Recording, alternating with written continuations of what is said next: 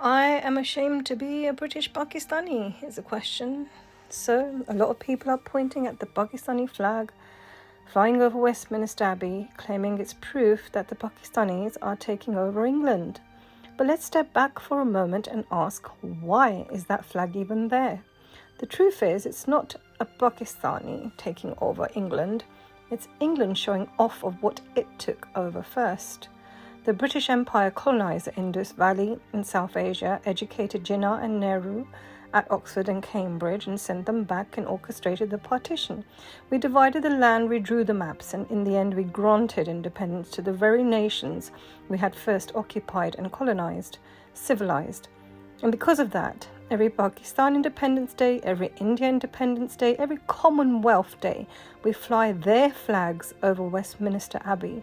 Not because they own England, because England still owns the narrative, because they form the Commonwealth countries that belong to the royal family still today. So what is Pakistani identity? A country only 70 years old, yet built on land with thousands of years of history. The DNA of its people traces back to the Indus Valley, where 2,000-year-old artifacts have been found in Lahore. But in creating a new national identity, Pakistan has struggled. Colonialism didn't just divide it, it divided memory, heritage, and even pride. And that brings us to another irony. Some British Pakistanis feel ashamed of their heritage, distancing themselves from it because of negative media narratives. They say, I'm ashamed of being Pakistani because of the groomers. But should English people say, I'm ashamed of being English because of Jimmy Savile? Should they feel ashamed because of Baby P's murders? Because of social services failing children? Because of sex trafficking rings in the UK? No, because I did not do that. I did not groom or exploit children. I did not torture Baby P. I did not enable predators like Savile. So why should I feel ashamed? Why should an entire people carry the burden of a few criminals? Shame belongs to those who committed the crime, not to those who share an ethnicity with them.